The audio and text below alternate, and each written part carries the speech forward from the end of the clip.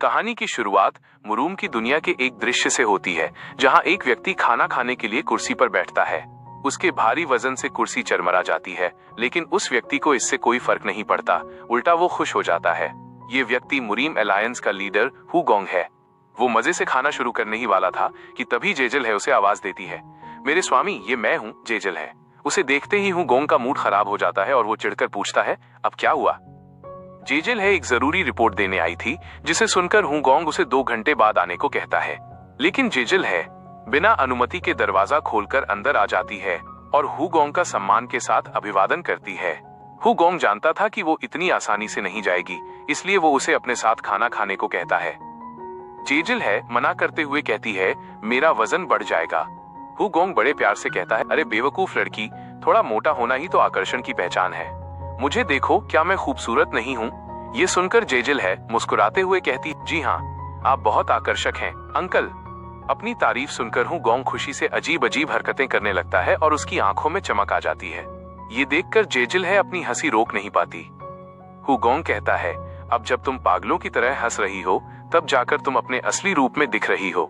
तभी है गंभीर होकर कहती है, मैं खबर देने आई थी, लेकिन शायद मुझे अब चले जाना चाहिए। हुगोंग जानता था कि वो बिना खबर दिए नहीं जाएगी। है के पास 2 खबरें थीं, एक अच्छी और दूसरी बुरी। हुगोंग पहले अच्छी खबर सुनने को कहता है बताती है, खबर है कि ग्रीन फॉरेस्ट के डाकुओं का सरदार मवेशी चराने में सफल हो गया है। लोग कहते हैं कि युवांग पर्वत की गायों का झुंड बहुत स्वादिष्ट होता है। हुगोंग खुश होकर कहता है, ऐसा लगता है कि आखिरकार उन्हें अपना मकसद मिल गया है। तभी है उसे उत्साहित होने से मना करती है और बुरी खबर सुनाती है, ह्यूनाम शाखा से एक पत्र मिला है। स्वॉर्ड सेंट अपनी जगह से निकल चुका है। उसकी गति और मार्ग को देखते हुए वो कल दोपहर तक अलायंस पहुंच जाएगा। हुगोंग हैरान रह जाता है, तारांकन इतनी जल्दी? वो तो बहुत उतावल में है। स्वॉर्ड सेंट, जिसे कभी दुनिया की सबसे ताकतवर तलवार के रूप में जाना जाता था, 10 साल पहले अचानक बिना किसी को बताए गायब हो गया था। ऐसा लगा जैसे उसने खुद को दुनिया से अलग कर लिया हो, लेकिन अब उसने अचानक मुरीम अलायंस के लीडर को युद्ध के लिए चुनौती दे दी थी। है जानना चाहती थी कि क्या हुगोंग इस चुनौती को स्वीकार करेंगे। हुगोंग खाना खाते हुए लापरवाही से कहता है, उससे पहले तो मैं यहाँ से भाग जाऊंगा।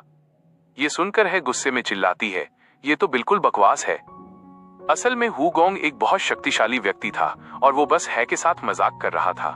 वो कहतन, नहीं, मैं स्वॉर्ड सेंट की तलवार से मारे जाने के बजाय अपना पद त्याग कर भागना बेहतर समझूंगा।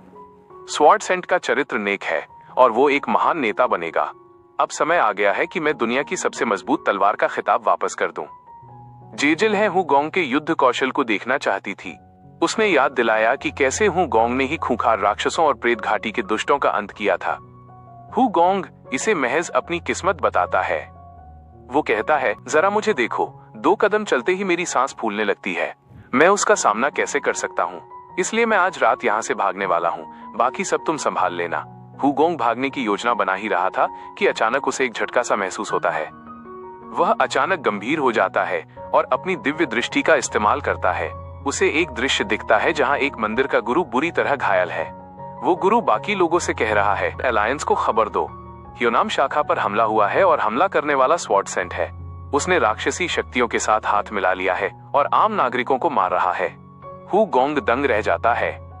क्या सम्मानित स्वॉर्ड सेंट ऐसा कर सकता है? इसका एक ही जवाब था, वो अब शैतानी ताकतों के कब्जे में है। अपनी शक्ति का उपयोग करते हुए हुगोंग उसे ढूंढता है। स्वॉर्ड सेंट अभी शाओलिन मंदिर में था, जहां उसने लाशों के ढेर लगा दिए थे। हुगोंग तुरंत वहां पहुंचता है। वहां स्वॉर्ड सेंट पागलों की तरह बड़बड़ा रहा था कि कैसे हुगोंग एक मोटा सुअर है और वो उसे घुटनों पर ले आएगा। वो खुद को दुनिया का सबसे ताकतवर इंसान घोषित कर रहा था। उसे जलन थी कि हुगोंग को इतना सम्मान क्यों मिलता है। जैसे ही स्वॉर्ड सेंट अपनी भयानक ऊर्जा रिलीज करता है, तभी हुगोंग एक अत्यंत तेज प्रहार करता है। हमला इतना तेज था कि स्वॉर्ड सेंट देख भी नहीं पाता और उसके दोनों हाथ कटकर गिर जाते हैं। स्वॉर्ड सेंट मुस्कुराते हुए कहता है, हुगोंग, तुम हमेशा सत्ता में नहीं रहोगे। मैंने तुम्हारा पतन देखा है। हुगोंग कहता है, तुम बहुत बोल चुके, और चुटकी बजाते ही स्वॉर्ड सेंट का शरीर कई टुकड़ों में कट जाता है। 6 महीने बाद हुगोंग की आंखें खुलती हैं। वो परेशान था क्योंकि 6 महीने पहले उसने स्वॉर्ड सेंट के साथ जो किया था, उसे उन्हीं चीजों का सपना आ रहा था। उसे समझ नहीं आ रहा था कि वो अभी कहाँ है। वो देखता है कि ये उसका कमरा नहीं था। जैसे ही वो बिस्तर से उठा, उसकी सांस फूलने लगी। उसे लगा कि किसी ने उसके साथ कुछ किया है। जैसे तैसे वो आईने के पास आता है और अपना चेहरा देखकर खामोश हो जाता है। वो अब जवान दिख रहा था, लेकिन ये उसका असली शरीर नहीं था। क्या मैंने किसी और के शरीर पर कब्जा कर लिया है? क्या मेरी आत्मा बदल दी गई है?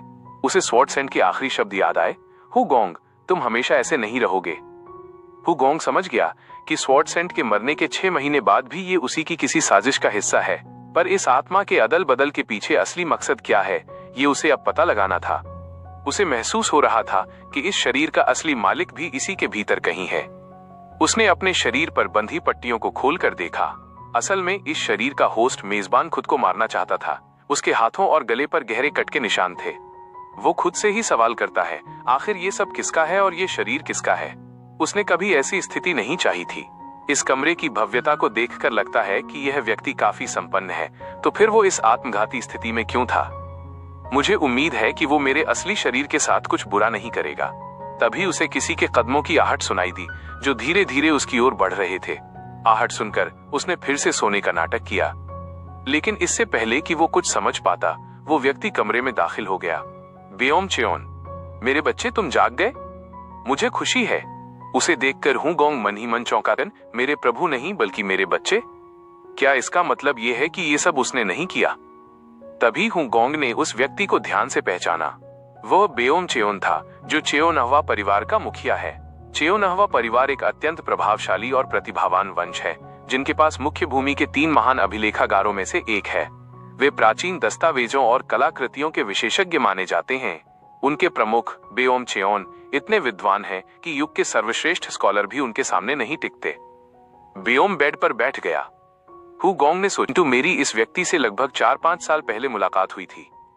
इसकी शक्ल सूरत में आए मामूली बदलाव को देखते हुए लगता है कि समयकाल बहुत दूर का नहीं है। बेओम ने अपने पोते, जिसके शरीर में हुगोंग है, को पास बुलाया और कहा, आपकी इच्छा मेरी इच्छा बन गई है, यहाँ आओ। हुगोंग को समझ नहीं आया कि बेओम किस इच्छा की बात कर रहा है। वो चुपचाप जाकर बेड पर बैठ गया। तब बेओम ने एक दवा पिल निकाली और उसे खाने को कहा। हुगोंग को लगा कि शरीर की हालत देखते हुए ये शायद कोई रेस्टोरेटिव स्पिरिचुअल मेडिसिन होगी, लेकिन बेओम के चेहरे के भाव देखकर वो समझ गया कि कुछ गड़बड़ है। अभी उसने कहा था कि वो इच्छा पूरी करना चाहता है, और इस शरीर के मालिक की इच्छा तो मौत थी। हुगोंग गुस्से में चिल्लाया, ये तो जहर पॉइजन है। कमरे में सन्नाटा छा गया। हुगोंग को तुरंत याद आया कि एक पोते को अपने दादा से इस तरह बात नहीं करनी चाहिए। उसने लहजा बदलते हुए प्यार से पूछा, मेरा मतलब, क्या ये जहर है? बेओम ने बिना किसी हिचकिचाहट के उसे वो पिल खाने को कहा। हुगोंग कुछ और पूछना चाहता था। वो ये पुष्टि करना चाहता था कि अभी मुरीम अलायंस का लीडर कौन है, ताकि वो जान सके कि वो किस काल में है और क्या बेओम इस सोल स्विच, आत्मा के बदलाव में शामिल था। लेकिन ये सुनते ही बेओम को गुस्सा आ गया। बेओम, कुछ देर पहले तुम मुझसे मौत की भीख मांग रहे थे, और अब तुम्हें यह जानना है कि मुरीम अलायंस का लीडर कौन है। क्या इतना काफी नहीं है कि तुम मरना चाहते हो? तुम मुझे अपमानित करना कब बंद करोगे? मामला बिगड़ता देख हुगोंग ने बेओम को शांत करने की कोशिश की। बेओम गुस्से से कांप रहा था। हुगोंग ने कहा, मैं अब सुसाइड नहीं करना चाहता। हम सुबह इस बारे में बैठकर बात करेंगे। हुगोंग जानता था कि इस वक्त बेओम को कुछ भी समझाना बेकार है, लेकिन अचानक बेओम ने हुगोंग को पकड़ने के लिए हमला कर दिया। हुगोंग ने अपनी एक तकनीक इस्तेमाल करने की कोशिश की, लेकिन कमजोर शरीर के कारण वो नाकाम रहा। वो भागने लगा, पर उसका शरीर जवाब दे गया। बेओम ने उसे दबोच लिया। हुगोंग ने उसे हटने को कहा, क्योंकि उसका वजन बहुत ज्यादा था। बेओम ने जबरदस्ती उसके मुंह में वो पॉइजन पिल डाल दी और उसका मुंह नाक बंद कर दिया ताकि वो उसे निगल जाए। हुगोंग ने बहुत संघर्ष किया, लेकिन वो पिल निगल गया। अगर मैं अपने पुराने शरीर में होता तो ये जहर मेरे लिए नाश्ते जैसा होता, लेकिन इस शरीर में ये जानलेवा है। उसने पूरी ताकत लगाकर बेओम को एक कराटे चॉप मारा, जिससे बेओम पीछे हटा। हुगोंग ने उल्टी करने की कोशिश की, पर जहर ने अपना असर दिखाना शुरू कर दिया था। वो नीचे गिर गया। बेओम, अब आराम से मरो। तुम ही तो इस मौत का इंतजार कर रहे थे। तुम्हें दर्द की परवाह नहीं थी, बस मरना था। हुगोंग अपनी आखिरी सांसें लेते हुए सोच रहा था, मैं तुम्हारा पोता नहीं हूं, मैं मुरीम अलायंस का लीडर हूं। बेओम अपने पोते को तड़पता नहीं देख सका और वहां से जाने लगा। हुगोंग को पछतावा हो रहा था कि वो बिना कुछ पता किए दोबारा मर रहा है। उसने हिम्मत जुटाई और बेओम को पुकारा, हुगोंग, दादाजी, मैं ऐसे मरना नहीं चाहता, प्लीज मुझे बचा लीजिए। ये कहकर वो बेहोश हो गया। बेओम सन्न रह गया। दूसरी ओर मुरीम लीडर हुगोंग के असली शरीर में उस युवक की आत्मा आ गई थी जिसने सोल स्विच किया था। वो उठा, इधर उधर देखा और मुस्कुराया। उसने एक तलवार उठाई और कहा, तो मैंने अपनी आत्मा दूसरे शरीर में बदल ली। ये कोई सपना नहीं था। उसने अपने गले में तलवार उतार ली ताकि वो पुराना शरीर खत्म हो जाए। अगला दृश्य, बेओम और एक डॉक्टर कमरे में थे। बेओम, अब उसकी हालत कैसी है? डॉक्टर, मैंने जहर निकाल दिया है पर कुछ अंश अभी बाकी है। फिलहाल वो खतरे से बाहर है। वह जहर 1 महीने में शरीर से पूरी तरह निकल जाएगा। लेकिन मुझे समझ नहीं आ रहा कि ब्लड मशरूम खाने के बाद भी ये जिंदा कैसे है। हुगोंग मन ही मन सोच रहा था, किंतु ब्लड मशरूम को ग्रिल करने पर जहर बढ़ जाता है, पर वो स्वादिष्ट भी होता है। मैं पुराने समय में इसे दुर्लभ नाश्ते के रूप में खाता था, पर आज इसी ने मेरी जान ले ली होती। बेओम ने डॉक्टर से कहा। वो जीने की भीख मांग रहा था। डॉक्टर को यकीन नहीं हुआ। बेओम को भी शक था, क्योंकि उसके पोते ने सम्मानजनक शब्द छोड़ दिए थे और उसे नाम से पुकारा था। डॉक्टर ने तर्क दिया कि शायद जहर का असर दिमाग तक पहुंच गया है, जिससे उसकी याददाश्त या व्यवहार बदल गया है। अगला दिन बेओम हैंग हुगोंग के चचेरे भाई कमरे में आए। एक भाई शराब के नशे में था। दूसरा भाई सिर्फ ये देखने आया था कि जानवर बेओम हैंग अभी जिंदा है या मर गया। जब छोटे भाई ने कहा कि शायद भाई हैंग का मन बदल गया है, तो शराबी भाई गुस्से में आ गया। शराबी भाई, कान खोलकर सुन ले, तेरा भाई सिर्फ मैं हूं। जो वहां लेटा है वो तो एक जानवर है। वो गुस्से में वहां से चला गया। हुगोंग को होश आया। उसने देखा कि इस प्रतिष्ठित परिवार में केवल 3 लोग ही उसे देखने आए। तो इस शरीर का नाम बेओम हैंग है और यह मरने की तीव्र इच्छा रखता था। इसके माता पिता मर चुके हैं, शायद इसी वजह से ये ऐसा था। पूरा चेओनहवा परिवार बर्बादी की ओर है, पर यह मेरा विषय नहीं है। मेरा लक्ष्य इस शरीर को ठीक करना है, ताकि मैं सच का पता लगा सकूं कि मेरे शरीर के साथ क्या हुआ और इसके पीछे कौन था। उसे जोर से भूख लगी और वो वापस अपनी चेतना में लौट गया। उसके ठीक सामने एक नौकरानी सर्वेंट खड़ी थी। अचानक एक दूसरे को इतना करीब देखकर दोनों बुरी तरह डर गए। नौकरानी, माफ कीजिएगा यांग मास्टर, मैं बस आपकी ठुड्डी साफ करने की कोशिश कर रही थी। हुगोंग ने खुद को संभालते हुए कहा, तुम्हारा चेहरा मेरे बहुत करीब था। क्या तुम्हारी नजर इतनी कमजोर है? वो मन ही मन हैरान था। मेरे ठीक सामने कमरे में कोई खड़ा था और मुझे महसूस तक नहीं हुआ। पहले तो मैं 300 फीट दूर रेंगते कीड़े के पैर तक गिन सकता था, और आज मैं इतना सुस्त हो गया हूं। उसने नौकरानी से उसका नाम पूछा। नौकरानी को लगा कि जहर के असर से उसकी याददाश्त के साथ दिमाग भी चल गया है। नौकरानी, डॉक्टर ने कहा था कि जहर की वजह से आपकी याददाश्त में समस्या हो सकती है। मेरा नाम सोंग है। हुगोंग ने सोंग को गौर से देखा। एक नौकरानी के हिसाब से इसका संतुलन और दृष्टि बहुत तेज है। जरूर इसने मार्शल आर्ट सीखी है। उसे काफी असहज डिसरे महसूस हो रहा था, इसलिए उसने कहा, सोंग, मेरे लिए कुछ खाने को लाओ। हम खाते खाते बात करेंगे। मेरी याददाश्त अभी भी धुंधली है। सोंग को अपने कानों पर यकीन नहीं हुआ। वह कांपते हुए बोली, क्या आपने कहा कि आप खाना चाहते हैं ताकि आप ताकत हासिल कर सकें? किस लिए? ताकि आप फिर से खुदकुशी कर सकें? आप सिर्फ इसलिए ठीक होना चाहते हैं ताकि दोबारा अपनी जान ले सकें। क्या यही सच है? हुगोंग उसे देखकर सोचने लगा, शायद इसका ही मानसिक संतुलन हिला हुआ है। सोंग, बेओम साहब, आपके दोनों भाई और यहां तक कि मैं भी आपकी इन हरकतों से थक चुके हैं। बात यहां तक पहुंच गई है कि हम सब आपके साथ ही मरने की सोच रहे हैं। इसलिए कृपया अपनी जान लेना बंद करें और जीने की कोशिश करें। हुगोंग को उसकी बातों का घंटा भी समझ नहीं आ रहा था, फिर भी उसने नाटक करते हुए कहा, ठीक है, मैं आज से ऐसा ही करूंगा और शुरुआत खाने से करूंगा। जब सोंग ने भरोसा नहीं किया तो हुगोंग ने दांव खेला, ठीक है, फिर मैं भूखा ही मर जाता हूं। सोंग भड़क गई, नहीं, मैंने अभी कहा ना कि आपको ठीक से खाना खाना चाहिए। मैं अभी लाती हूं। हुगोंग ने सोचा, तो इसकी फुर्ती और मार्शल आर्ट को देखकर लगता है कि ये नौकरानी कम और मुझ पर नजर रखने वाली सुसाइड वॉच ज्यादा है। इसने बेओम हैंग की न जाने कितनी आत्महत्या की कोशिशें देखी होंगी, तभी इसकी दिमागी हालत ऐसी हो गई है। उसने सोंग को रोककर पूछा, अच्छा सोंग, बताओ कि अभी मुरीम अलायंस का लीडर कौन है? सोंग फिर भड़क गई, इससे आपको क्या फर्क पड़ता है? हुगोंग ने मक्खन लगाते हुए कहा, तुम अपने इन प्यारे होठों से बताओ तो सही, आखिर लीडर कौन है? सोंग खुश होकर बोली, अभी जो मुरीम अलायंस का लीडर है वो एक मोटा सुअर है। ये सुनते ही हुगोंग का चेहरा देखने लायक था। सोंग, वो इतना मोटा है कि अपने गोल मटोल गालों के कारण मुश्किल से आंखें खोल पाता है। चलते समय वो लड़खड़ाता है, पर खुद को दुनिया का सबसे ताकतवर आदमी कहता है। अफवाह तो ये भी है कि उसने 6 महीने पहले स्वॉर्डसेंट की हत्या कर दी थी। भला इस पर कौन यकीन करेगा? वो दिन भर बस ठूंसता रहता है। उसने ये मुकाम मार्शल आर्ट से नहीं बल्कि सिफारिश से पाया होगा, और उस सुअर का नाम है हुगोंग। चिल्लाते हुए, बस आगे मत बोलो। हुगोंग का चेहरा सफेद पड़ गया था। उसे यकीन नहीं हो रहा था कि लोग उसके असली शरीर बारे में ऐसा सोचते हैं। सोंग, यंग मास्टर, आप ठीक तो हैं? आप और भी बीमार दिख रहे हैं। हुगोंग, तुम सच में बहुत बुरी हो। जो व्यक्ति यहाँ है ही नहीं, उसके बारे में ऐसा कैसे बोल सकती हो? उसका पेट, मतलब वो अच्छी कदकाठी का है। सोंग, नहीं, वो तो बहुत ही भद्दा दिखता है। हुगोंग को अब गुस्सा आ गया। मैंने कहा ना, वो अच्छी कदकाठी का है। मुरीम गठबंधन के नेता एक नेक और प्रशंसनीय व्यक्ति हैं जो दुनिया में शांति बनाए रखते हैं। उनसे ज्यादा महान कोई नहीं है। वो इतना जोर से चिल्लाया कि उसे खांसी आ गई। सोंग डर गई। हुगोंग ने टूटती आवाज में कहा, मोटे लोगों का भी अपना अलग आकर्षण होता है। काश मैं भी उसके जैसा होता।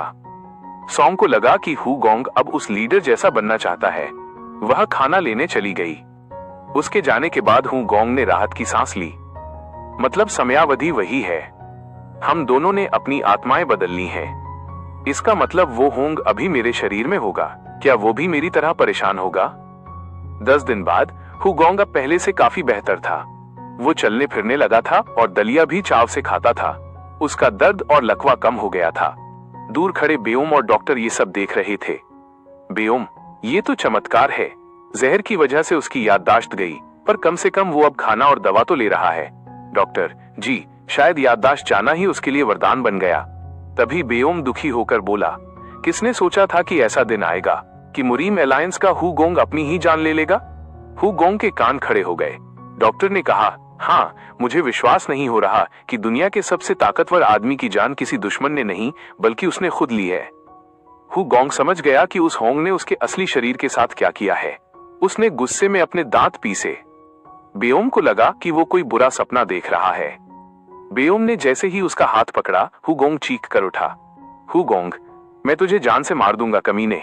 तू ऐसा कैसे कर सकता है? कम से कम मुझसे एक बार पूछना तो चाहिए था। अचानक उठने के झटके से हुगोंग फिर से बेहोश हो गया। कमरे में खामोशी छा गई। बेओम और डॉक्टर एक दूसरे को देखने लगे। बेओम, क्या तुमने भी सुना? वो किसी को मारने की बात कर रहा था। बेओम की अगले सीन में हम देखते हैं कि हुगोंग पागलों की तरह हंस रहा था। उसे देखकर सोंग एक पल के लिए घबरा जाती है।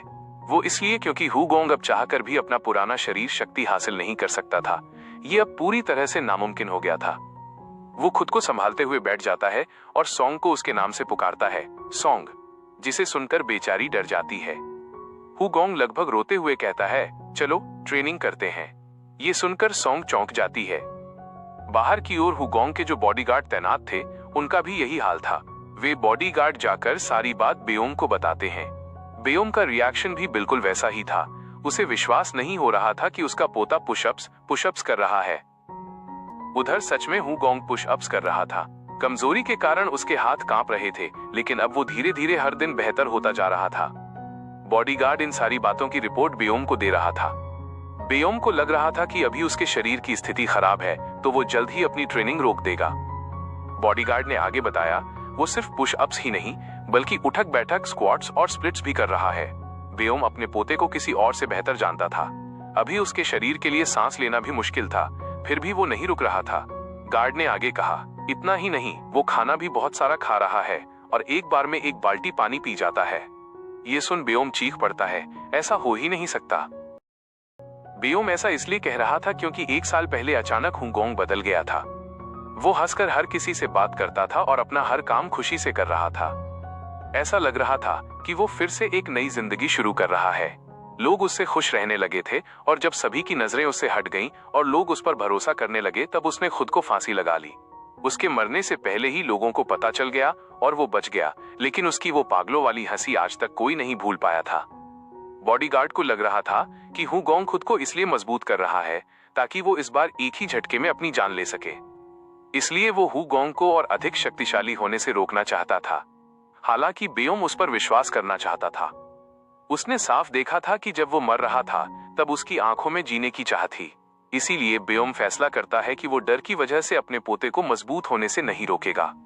वो खुद उससे बात करना चाहता था, इसलिए उसने उसे बुलावा भेजा। अगले सीन में हुगोंग बेओम के पास आता है। बेओम उससे उसकी याददाश्त के बारे में पूछता है कि क्या उसे कुछ याद आया। हुगोंग मना कर देता है। उसका पूरा शरीर कमजोरी से कांप रहा था। हुगोंग पूछता है, क्या कुछ हुआ है? वो अपने पैरों को फैलाए हुए खड़ा था। बेओम पूछता है, क्या तुम अभी भी प्रैक्टिस कर रहे हो? हुगोंग हाँ कहता है। वो अपना एक भी पल बर्बाद नहीं करना चाहता था। बेओम को समझ नहीं आ रहा था कि वो इस हालत में भी ये सब कैसे कर पा रहा है। हुगोंग का शरीर अभी अधमरे जैसा था, लेकिन वह अपना सर्वश्रेष्ठ बेस्ट दे रहा था। बेओम उसके इरादों के बारे में पूछता है कि वो आगे क्या करेगा। हुगोंग धीरे धीरे सुधार करने की बात करता है और कहता है कि अभी बहुत सी चीजें हैं जो वो नहीं जानता और उसके पास करने के लिए बहुत कुछ है। हुगोंग जानता था कि लोग उसके बारे में क्या सोचते हैं। अचानक वो बेओम से कहता है, मैं आपको कुछ बताना चाहता हूँ, होंग मर चुका है। ये सुनकर बेओम चौंक जाता है। हुगोंग आगे कहता है, आप लोगों का पुराना होंग मर चुका है। उसका मतलब था कि अब किसी को चिंता करने की जरूरत नहीं कि वो दोबारा खुदकुशी करेगा। बेओम पूछता है, तो फिर तुम कौन हो? हुगोंग हंसते हुए कहता है, मैं हूँ इस दुनिया का सबसे स्ट्रॉन्गेस्ट मैन। बेओम को लगता है कि हुगोंग शायद पागल हो गया है। रात के समय एक शराब की दुकान में बेओम के दोनों यंग मास्टर शराब पी रहे थे। मांग अपने बड़े भाई यूं से कहता है, ये आखिरी कप होगा, चलिए घर चलते हैं, बहुत रात हो गई है। यूं उसे बकवास बंद करने को कहता है। यूं पूछता है, तुम आजकल सुबह सुबह कहाँ जा रहे हो? क्या तुम्हें सच में लगता है कि हुगोंग ने अपनी याददाश्त खो दी है और वो खुद को सुधारने की कोशिश कर रहा है? क्या तुम्हें उसकी वो हंसी याद नहीं? मांग को लग रहा था कि शायद इस बार वो गंभीर है, क्योंकि उनके दादाजी बेओम ने भी यही कहा था। यूं को लगा कि मांग सिर्फ चापलूसी करने के लिए हुगोंग के पास जा रहा है। यूं गुस्से में कहता है, उसे दानव डीमन बने हुए बहुत समय हो गया है, मुझे नहीं लगता कि वह बदलेगा। उसकी वजह से हम लगभग अपने दादाजी को खो ही चुके थे। उसकी मौत से ही सभी खुश रह पाएंगे। ये सुनकर मांग उदास हो गया। उसे खुश करने के लिए यूं कहता है, चलो कहीं और चलकर मूड फ्रेश करते हैं। मांग यूं का हाथ पकड़ लेता है और कहता है, गुस्सा होने के बजाय आप बड़े भाई से बात क्यों नहीं करते? ये सुनते ही यूं गुस्से से कांपने लगता है, टेबल फेंक देता है और मांग का कॉलर पकड़कर कहता है, दोबारा मेरे सामने उसकी बात मत करना, वरना मैं तुम्हें मार डालूंगा। वहां मौजूद एक अन्य व्यक्ति यूं को चुपचाप पीने की सलाह देता है और उस पर हमला कर देता है। नशे में होने के बावजूद यूं आसानी से बच जाता है और उस बंदे के सिर पर वार कर उसे एक ही बार में नॉकआउट कर देता है। मांग कहता है, आप बड़े भाई से डरते हैं। उसे लग रहा था कि यूं सिर्फ दिखावा कर रहा है और उसमें हुगोंग का सामना करने की हिम्मत नहीं है। यूं फिर से उसका कॉलर पकड़ता है और गुस्से में चिल्लाता है, तुम्हें लगता है मैं उससे डरता हूं? ठीक है, मैं तुम्हें दिखाऊंगा कि मैं क्या कर सकता हूं। मैं उसका मुखौटा उतार कर रहूंगा। यह कहकर वह वहां से निकल जाता है। दूसरी ओर हुगोंग पुशअप्स और सिटअप्स कर रहा था और सॉन्ग गिनती कर रही थी। अब हुगोंग की हालत पहले से बहुत बेहतर थी। जहां उसे चलने में दिक्कत होती थी, अब वो कुछ दूरी तक आसानी से भाग सकता था और 8 मिनट तक हॉर्स स्टेंस में खड़ा रह सकता था। सॉन्ग उसे डंडे से मारकर अभ्यास करा रही थी, जिससे वो आसानी से बच रहा था। हुगोंग थक गया था और सॉन्ग से आराम करने के लिए कह रहा था, लेकिन सॉन्ग को लग रहा था कि वो उसकी बहुत परवाह करता है। सॉन्ग भावुक हो गई और उसे इस ट्रेनिंग में इतना मजा आ रहा था कि वो सारी रात मदद कर सकती थी। हुगोंग जैसे तैसे 10 रेप्स पूरे करता है और जमीन पर लेट जाता है, लेकिन वो रुकना नहीं चाहता था, इसलिए उठने की कोशिश करता है। सॉन्ग समझ जाती है कि अब उसे सर के बल खड़ा होना है, इसलिए वह उसके पैरों को पकड़कर मदद करती है। तभी हुगोंग किसी को आते हुए देखता है और सॉन्ग को पैर छोड़ने को कहता है। आने वाला व्यक्ति कोई और नहीं बल्कि यूं था। यूं नशे में टल्ली था। अरे तुम ये क्या पागलपन कर रहे हो? एक पुरुष और एक महिला आधी रात को अजीबोगरीब हरकतें कर रहे हैं। हुगोंग उसे देखकर समझ जाता है कि ये उसका ही भाई यूं है। उसके अलावा किसी में भी ऐसा कहने की हिम्मत नहीं थी। यूं हुगोंग को गाली देते हुए उसकी ओर बढ़ रहा था, जिसे सुनकर हुगोंग को ये एक अच्छा मौका लगता है। वो उसकी इन्हीं हरकतों को लेकर परेशान था। अब उसे बहाना मिल गया था जिससे वो यूं को पीट पाएगा। सॉन्ग उसके कान में फुसफुसाते हुए कहती है, ये आपके छोटे भाई हैं। जिसे सुनकर वो नाटक करते हुए जोर से चिल्लाकर कहता है, क्या ये मेरा छोटा भाई है? उसकी हिम्मत कैसे हुई शराब पीकर मुझे गाली देने की? शराबी कहीं का। जिसे सुनकर सॉन्ग डर जाती है, आप बहुत जोर से बोल रहे हैं। शराबी सुनकर यूं को गुस्सा आ जाता है। हुगोंग कहता है, शराबी को शराबी नहीं तो और क्या कहूं? मैं जानता हूँ आजकल शराब पीना आम बात है, लेकिन मेरा भाई भी उन शराबियों में से एक होगा, मुझे ये नहीं मालूम था। ये कितना पैथेटिक है। जिसे सुनकर यूं हंसने लगा था, क्योंकि वो खुद सबसे बड़ा पैथेटिक है और दूसरे को पैथेटिक कह रहा है। यूं को लग रहा था कि हु गोंग ने इतनी बार मारने की कोशिश की है कि शायद अब यमराज भी उसका दोस्त बन गया होगा। यूं कहता है, भले ही आप बहुत कोशिश कर रहे हैं, लेकिन इससे कोई फर्क नहीं पड़ेगा। दिखावा करना बंद कर दीजिए सर, आपका समय ही बर्बाद होगा। यूं को लग रहा था शायद ये भी उसे मारने का कोई प्लान होगा। वो कहता है, आप जानते हैं लोग आपसे क्या चाहते हैं। अब बस जल्दी से मर जाइए, तुम्हें तो शर्म से मर जाना चाहिए था। हु गोंग कहता है, लगता है तुमने अभी तक मेरे बारे में सुना नहीं। वो सोंग से एक लकड़ी लाने को कहता है। सोंग हैरान थी, पर चेहरा देख समझ गई कि वो मजाक नहीं कर रहा। वो लकड़ी ले आती है। हु गोंग उस लकड़ी को घुमा रहा था। दुनिया के लिए ये मामूली लकड़ी है, लेकिन दुनिया के सबसे ताकतवर आदमी के हाथों में ये लोहे के डंडे की तरह थी। वह कहता है, एक साधारण कुत्ते को आराम से धो सकता हूँ। लकड़ी देखकर यूं डर जाता है। हु गोंग उसे फाइट के लिए उकसाने लगता है। सोंग उसे रोकने की कोशिश करती है, क्योंकि यूं ने मार्शल आर्ट सीखा था। हु गोंग जानता था कि बॉडीगार्ड्स छुपे हैं, इसलिए वो चेतावनी देता है, अगर तुमने ऐसा किया तो मैं तुम्हें कभी माफ नहीं करूंगा। यूं ही सबसे पहले हमला करता है। हु गोंग उसके बाजू पर अटैक करता है। हमला इतना तेज था कि यूं देख भी नहीं पाता और सीधा हिट होकर दूर जा गिरता है। उसे समझ नहीं आ रहा था कि ये संयोग था या कुछ और। हु गोंग कहता है, मुझे बड़ा भाई कहो। यूं हंसते हुए कहता है, जरूर मैं तुम्हें इसी नाम से बुलाऊंगा, बस्टर्ड बिग ब्रदर। तुम्हें बड़ा भाई कहने से अच्छा है मैं मरना पसंद करूंगा। हु गोंग कहता है, लगता है तुम अभी भी होश में नहीं हो, और वो उसे पीटने लगता है। यूं भी समझ गया कि ये संयोग नहीं था, उसका अटैक सच में फास्ट था। वो सोचता है कि जो कुछ समय पहले जिंदा लाश था, वो इतना स्ट्रॉन्ग कैसे हो गया। यूं अपनी ओरा एक्टिवेट करके हमला करता है, पर हु गोंग बच जाता है। हु गोंग सोचता है, जब सीधी उंगली से घी न निकले तब उंगली टेढ़ी करनी ही पड़ती है। अब इसे जगाने के लिए दूसरा रास्ता अपनाना पड़ेगा, और इस बार उसका एम यूं के अंडे थे। वो वहां हमला कर देता है, जिसे उसके अंडे फूट जाते हैं और वो दर्द के मारे छटपटाने लगता है। ये देखकर तो मोंग के अंडों में भी दर्द हो रहा था। सोंग पीछे से हु गोंग को पकड़ लेती है। अंत में यूं अपनी प्राइड साइड में रखकर कहता है, बड़े भाई। वो माफी मांगने लगता है। यूं को दादाजी की बात याद आती है कि हु गोंग खुद को सबसे ताकतवर समझता है, तो यूं उसे कहता है, आप दुनिया के सबसे ताकतवर आदमी हैं। हु गोंग उसे घोड़ी बनने को कहता है। यूं कहता है वो बस 5 बार मार खा सकता है, पर हु गोंग 7 बार मारने की बात कहता है। जंगल में यूं की आवाज गूंज जाती है। अगले दिन यूं बिस्तर पर पेट के बल लेटा था। वो सोचता है कि बचपन में वो जिस भाई का सम्मान करता था, आज उससे कितनी नफरत करता है। वो हैरान था कि एक निष्क्रिय व्यक्ति ने उसे कैसे पीट दिया। तभी मोंग आता है और रोते हुए कहता है, भाई मैं बहुत मूर्ख हूं। मुझे लगा आप जानबूझकर मार खा रहे थे ताकि हु गोंग का हौसला बढ़ सके। यूं कहता है, मैं उसे खुद को मारने क्यों दूंगा। उसकी मूवमेंट्स दूसरों से बिल्कुल अलग थी। मोंग पूछता है, अब आपके अंडे कैसे हैं। मुझे भी दर्द महसूस हो रहा था। फिर मोंग कहता है, भाई मैं तुम्हारा बदला लूंगा। अगले दिन हु गोंग ट्रेनिंग कर रहा था और सोच रहा था कि उसकी आत्मा और शरीर का तालमेल सही नहीं बैठ रहा। तभी मोंग गुस्से में दरवाजा खोलकर आता है और गाली देते हुए कहता है, एक बड़ा भाई तुम्हारे जैसा नहीं होता। जब उसने खुद को सरेंडर कर दिया तब तुमने उसके अंडे पर क्यों वार किया।